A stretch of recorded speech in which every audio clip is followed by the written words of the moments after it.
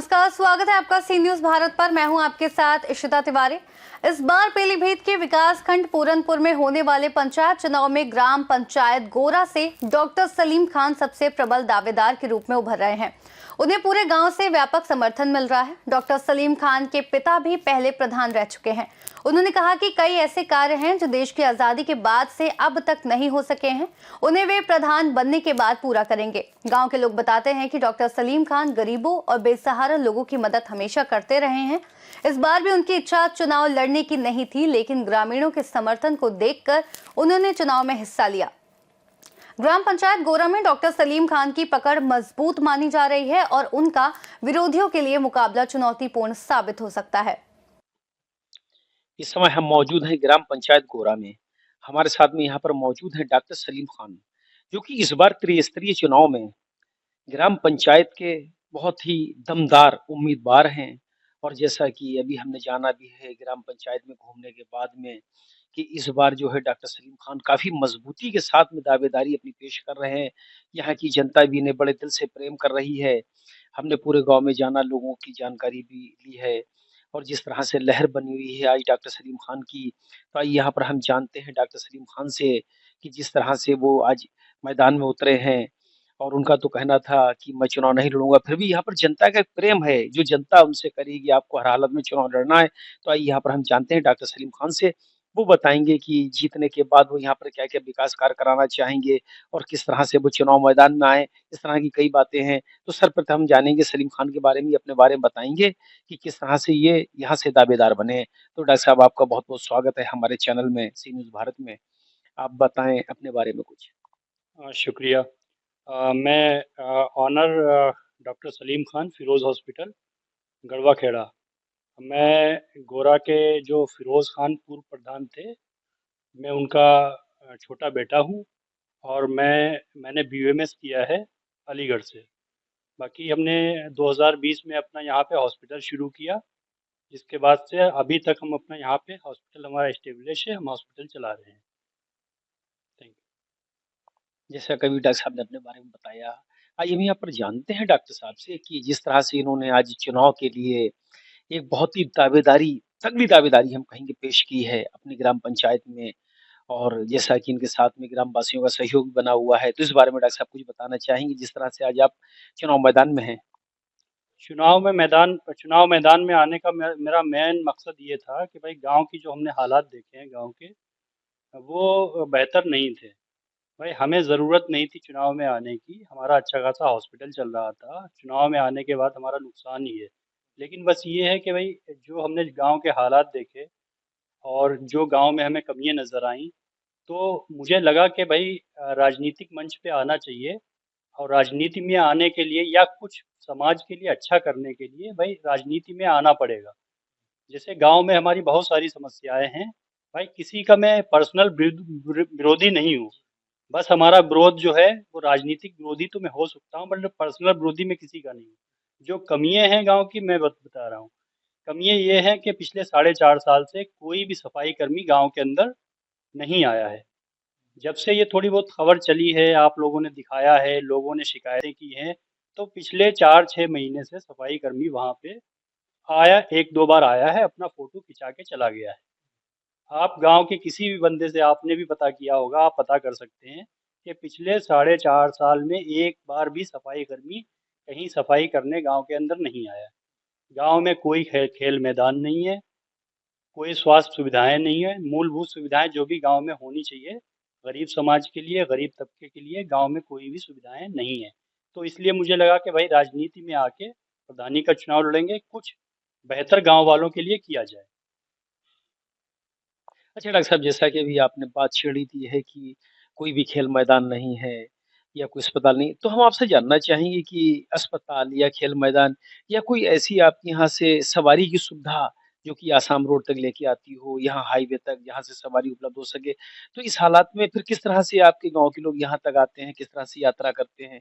काफ़ी असुविधाओं का सामना उन्हें करना पड़ता होगा। बिल्कुल, गांव से यहाँ हाईवे तक या स्टेशन तक कोई भी, जो भी थोड़े बहुत टुक टुक वगैरह चलते हैं, कोई बस या कोई उस तरह की सुविधा नहीं है गाँव में।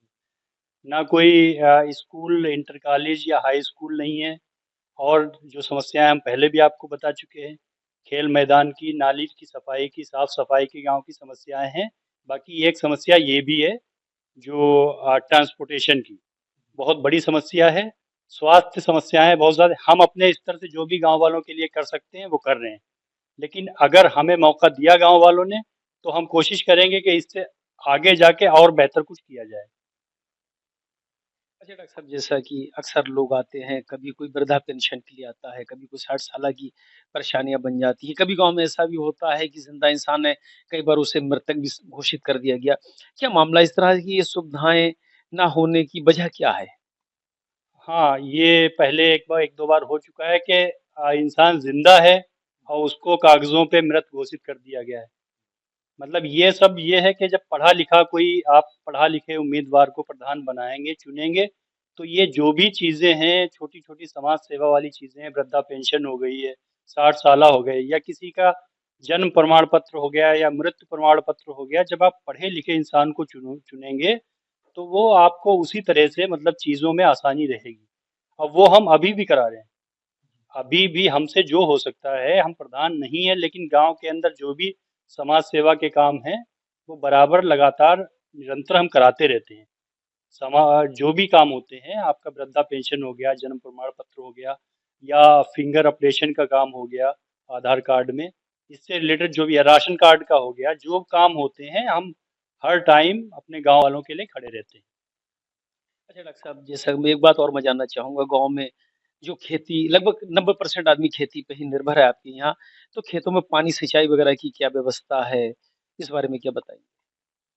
गांव में सिंचाई की व्यवस्था वही है, अपने जो हैं ज़्यादातर 99% गांव में सिंचाई की व्यवस्था अपने जो ट्यूबवेल होते हैं, पर्सनल ट्यूबवेल, जो मतलब लाखों रुपए खर्च करके कराते हैं। सरकारी किसी तरह की सरकारी सुविधा सिंचाई को लेके नहीं है। सरकारी सुविधा सिंचाई को लेके नहीं है। ये भी एक समस्या है गाँव में। नहीं, वैसे तो सरकार तो सोलर पंप हर जगह दे रही है, हर गाँव में दे रही है। ये तो जो भी गाँव का सम्मानित व्यक्ति है, वो ला सकता है। तो इस तरह की सुविधाएँ गाँव तक क्यों नहीं पहुँच पाती? क्या वजहें रही हैं? कहीं न कहीं कोई कमी होगी। अब हम सीधा-सीधा किसी पे हम ब्लेम लगा दें, वो चीज़ें डायरेक्ट किसी की बुराई करना ठीक नहीं है। वो जो भी जहाँ पे कमी हुई होगी, किसी किसान को जानकारी नहीं है इसके बारे में, तो हमें उसको उसके लिए जागरूक करना है कि भई सरकार अगर फ़ायदा ये दे रही है, तो वह उस फ़ायदे को भाई कैसे लिया जाए? भाई हमारा काम ये है कि उसको जागरूक किया जाए और उसकी मदद की जाए। जिसको नहीं पता उसको बताया जाए।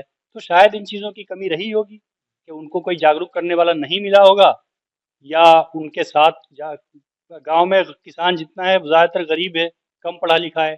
तो जब तक कोई उनको बताने वाला या जागरूक करने वाला नहीं होगा, तब तक पूरी तरह से जो काम उनको, जो सुविधा मिलनी चाहिए सरकार की तरफ से, वो नहीं ले पाएंगे। जैसा कि अभी हमारी आपसे कुछ समय पहले बात हुई, आपने बताया था कि जितनी भी कार्य योजना होगी, हम गाँव वालों को बता के कि कौन-सी सड़क नहीं बनी है, वो भी पूरी करवाया करेंगे। और तमाम चीज़ें ऐसी हैं जो कि हम हर महीने मीटिंग भी करवाएँगे ग्राम पंचायत सदस्यों की। इस बारे में क्या बताना चाहेंगे? जी हाँ, हमारा प्लान ये है कि अगर गांव वालों ने हमें मौका दिया तो हम इसमें, हमारा ये है कि गांव में लड़ाई झगड़ा और ये इतना तगड़ा जो विरोध होता है एक दूसरे अपोजिशन का, वो नहीं होना चाहिए, खत्म होना चाहिए। और सारे लोग जो भी मेंबर गांव के होंगे या जो भी सम्मानित लोग होंगे, पढ़े लिखे लोग, हर कार्य योजना में उनको शामिल किया जाएगा। मतलब सबसे सलाह मशवरा किया जाएगा, किसी को किसी का विरोध नहीं किया जाएगा कि भाई किसी के विरोध, आप पर्सनल विरोध करके उसका नुकसान पहुंचाया जाए, या किसी का नुकसान पहुंचा के किसी दूसरे का फायदा कराया जाए। जी। मतलब सब लोग समान ही, सब लोग, किसी का कोई हाँ, सब लोग, किसी का नुकसान नहीं कराया जाएगा। सब लोगों का सम्मान होगा। जितने भी काम होंगे, गांव वाले लोग जो भी सम्मानित लोग हैं उनके सलाह मशवरे से होगा काम। हिसाब से आपकी सोच है, अगर इस तरह से हर व्यक्ति की सोच हो जाए हर गाँव में, तो मुझे लगता है हर गाँव दूर से ही चमकेगा। तो डॉक्टर साहब, आपके यहाँ लाइट वगैरह की समस्या तो नहीं रहती? बिजली है या पानी है, इसके अलावा भी कोई पानी की टंकी वगैरह? हाँ, पानी की टंकी गांव में है, लेकिन ये पानी की टंकी जब से गांव में लगी है, सड़कें उसी टाइम से ज़्यादातर खराब हैं। क्योंकि ये सरकारी है, हम सरकार का विरोध नहीं कर रहे हैं, लेकिन ये सच बात है कि पानी की टंकी लगने की वजह से एक तरफ रोड बनाया जाता है, अगले महीने उसी रोड को खोदा जाता है। ये पानी की टंकी लगने के बाद से समस्या गांव में है। और लाइट का ये है कि लाइट जो विद्युत विभाग है अपना, उसमें भाई बहुत सारी खामियां हैं। खामियां ये है कि कनेक्शन आपने करा लिया, किसी को पेमेंट दे दिया, उसका कनेक्शन नहीं हो रहा है, किसी का 1 महीने में 10,000 बिल आ गया, या किसी का 4-6 महीने में 50,000 बिल आ गया। इस तरह की समस्याएं विद्युत विभाग से जुड़ी हुई गांव के अंदर बहुत ज़्यादा हैं।